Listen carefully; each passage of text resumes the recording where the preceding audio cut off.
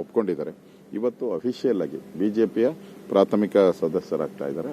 Mostly 12 ಗಂಟೆ ಆದಮೇಲೆ ರಾಹುಕಾಲ ಮುಗಿದ ಮೇಲೆ ಅವರು ಬಿಜೆಪಿಯನ್ನ ಅಫಿಷಿಯಲ್ ಆಗಿ ಸೇರ್ತಾ ಇದ್ದಾರೆ.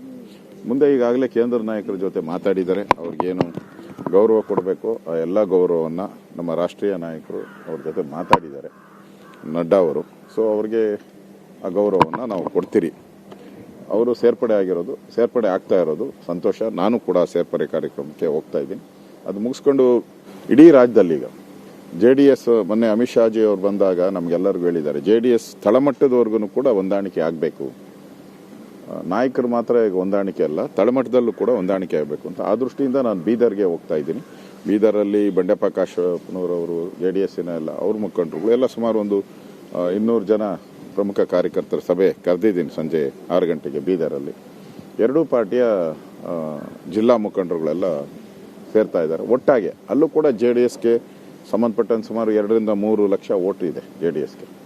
ಸೊ ಕುಬಾ ಅವರಿಗೆ ಅಷ್ಟು ಓಟು ಟ್ರಾನ್ಸ್ಫರ್ ಆಗೋದ್ರಿಂದ ಕುಬಾ ಅವರು ಆರಾಮ್ಸೆ ಕಳೆದ ಬಾರಿಗಿಂತ ಹೆಚ್ಚಿನ ಅಂತರದಲ್ಲಿ ಗೆಲ್ಲುವಂಥದ್ದಕ್ಕೆ ಅವಕಾಶ ಆಗುತ್ತೆ.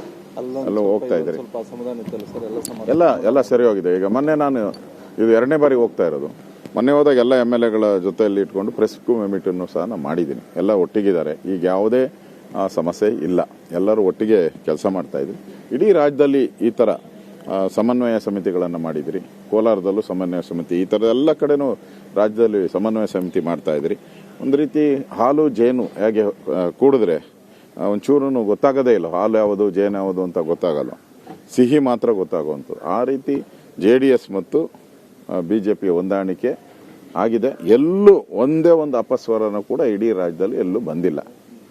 ಹಿಂದೆ ಕಾಂಗ್ರೆಸ್ ಆದಾಗ ಭಾಳ ಗಲಾಟೆ, ಗೊಂದಲಗಳು, ಹೊಡೆದಾಟ ಎಲ್ಲ ಆಯಿತು. ಈಗ ಏನೂ ಇಲ್ಲ, ಎಲ್ಲ ಕಡೆನೂ ಹೊಂದಾಣಿಕೆ ಆಗಿದೆ. ಒಟ್ಟಾಗಿ ನಾವು ಹೋಗ್ತಾ ಇದ್ದೀರಿ. ಈ ಚುನಾವಣೆ ಮೋದಿಯವರು ಮತ್ತೊಮ್ಮೆ ಮೋದಿ ದೇಶದ ಪ್ರಧಾನಿ ಆಗಬೇಕು ಅಂತ ಎಲ್ಲ ಪ್ರಧಾನಿ ಮೋದಿ ಅವರ ನಾಯಕತ್ವವನ್ನು ಮೆಚ್ಚಿ ಪಾರ್ಟಿಗೆ ಸಾಕಷ್ಟು ಸಂಖ್ಯೆಯಲ್ಲಿ ನಾಯಕರುಗಳು ಬರ್ತಾ ಇದ್ದಾರೆ. ಎಲ್ಲರನ್ನೂ ಕೂಡ ಬರಮಾಡಿಕೊಳ್ಳುವಂತಹ ಕೆಲಸ ಭಾರತೀಯ ಜನತಾ ಪಾರ್ಟಿಯಿಂದ ಆಗತ್ತೆ ಅನ್ನೋಂತಹ ಮಾತನ್ನ ಆರ್ ಅಶೋಕ್ ಅವರು ಹೇಳ್ತಾ ಇದ್ರು. ಇನ್ನೇನು ಕೆಲವು ಕ್ಷಣಗಳಲ್ಲಿ ಸುಮಲತಾ ಅವರು BJP ಪಾರ್ಟಿಯನ್ನ ಜಾಯಿನ್ ಆಗ್ಲಿಕ್ಕಿದ್ದಾರೆ. ಈ ಸಂದರ್ಭದಲ್ಲಿ ಹಲವರು ಉಪಸ್ಥಿತರಿರ್ಲಿಕ್ಕಿದ್ದಾರೆ. ಮಲ್ಲೇಶ್ವರದ BJP ಕಚೇರಿಯಲ್ಲಿ ಪಾರ್ಟಿ ಸೇರ್ಪಡೆ ಕಾರ್ಯಕ್ರಮ ನಡೆಯುತ್ತೆ. ಜನಾರ್ದನ್ ರೆಡ್ಡಿ ಅವರು, ಸದಾನಂದ ಗೌಡರು ಸೇರಿದಂತೆ ಹಲವರು ಈಗಾಗಲೇ BJP ಕಚೇರಿಗೆ ಆಗಮಿಸಿದ್ದಾರೆ. ಈಗಾಗಲೇ ಇವರೆಲ್ಲರ ಉಪಸ್ಥಿತಿಯಲ್ಲಿ ಸುಮಲತಾ ಅವರು ಪಾರ್ಟಿಯನ್ನ ಜಾಯಿನ್ ಆಗ್ಲಿಕ್ಕಿದ್ದಾರೆ. ಮುಖ್ಯವಾಗಿ ಚುನಾವಣಾ ಉಸ್ತುವಾರಿ ರಾಧಾ ಮೋಹನ್ ದಾಸ್ ಈ ಪಾರ್ಟಿ ಸೇರ್ಪಡೆ ಕಾರ್ಯಕ್ರಮದಲ್ಲಿ ಭಾಗಿಯಾಗ್ತಾ ಇದ್ದಾರೆ.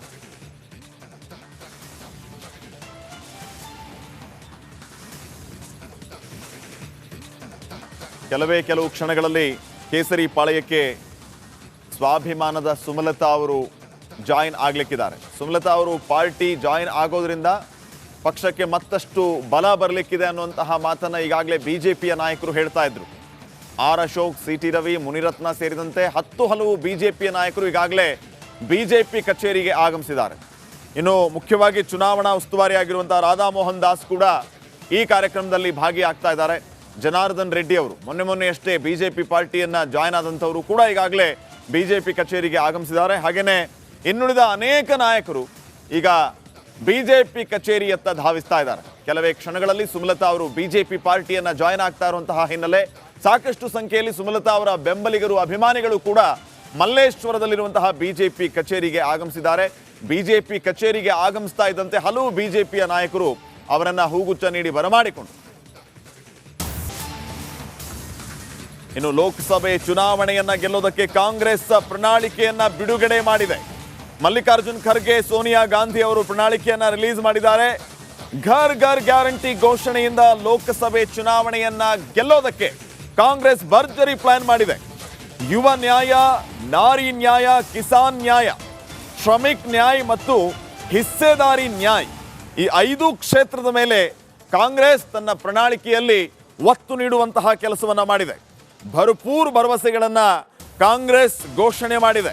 ಹಾಗಿದ್ರೆ ಪ್ರಮುಖವಾಗಿ ಈ ಮ್ಯಾನಿಫೆಸ್ಟೋದಲ್ಲಿ ಏನೆಲ್ಲ ಹೈಲೈಟ್ಸ್ ಇದೆ, ಯಾವ ಪ್ರಮುಖ ವಿಚಾರಗಳ ಬಗ್ಗೆ ಒತ್ತು ನೀಡಲಾಗಿದೆ ಅನ್ನೋದನ್ನ ನೋಡ್ತಾ ಹೋದ್ರೆ, ಯುವ ನ್ಯಾಯಕ್ಕಾಗಿ ಒಬ್ಬ ಯುವಕನಿಗೆ 1 ಲಕ್ಷ ರೂಪಾಯಿಯನ್ನ ಮೀಸಲಿರಿಸೋದು, ನಾರಿ ನ್ಯಾಯದಿಂದ ವರ್ಷಕ್ಕೆ 1 ಲಕ್ಷ ರೂಪಾಯಿ, ಕಿಸಾನ್ ನ್ಯಾಯದ ಮೂಲಕ ರೈತರ ಸಾಲ ಮನ್ನಾ ಮಾಡೋದಕ್ಕೆ ಕಾಂಗ್ರೆಸ್ ತನ್ನ ಪ್ರಣಾಳಿಕೆಯಲ್ಲಿ ಪ್ರಸ್ತಾಪ ಮಾಡಿದೆ.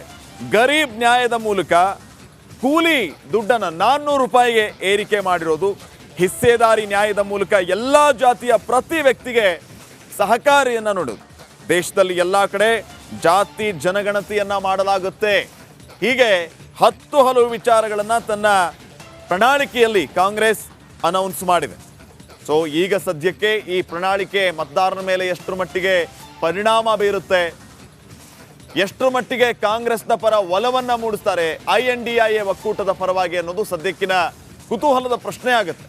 ಪಂಚ ಗ್ಯಾರಂಟಿಗಳ ಮೂಲಕ ರಾಜ್ಯದಲ್ಲಿ ಅಧಿಕಾರಕ್ಕೆ ಬಂದಿದ್ದು ಇದೇ ಕಾಂಗ್ರೆಸ್. ಈಗ ಮತ್ತಷ್ಟು ಗ್ಯಾರಂಟಿಗಳನ್ನ ಕೇಂದ್ರದಲ್ಲಿ ತನ್ನ ಪ್ರಣಾಳಿಕೆಯಲ್ಲಿ ಪ್ರಸ್ತಾಪ ಮಾಡುವ ಮೂಲಕ ಕೇಂದ್ರದ ಚುಕ್ಕಾಣಿಯನ್ನ ಹಿಡಿಯುವ ಸಾಧ್ಯತೆ ಇದೆಯಾ? ಪ್ರಣಾಳಿಕೆ ಈ ಮಟ್ಟಿಗೆ ಪರಿಣಾಮ ಬೀರಬಹುದಾ ಅನ್ನೋದು ಸದ್ಯಕ್ಕಿನ ಪ್ರಶ್ನೆ ಆಗಿದೆ.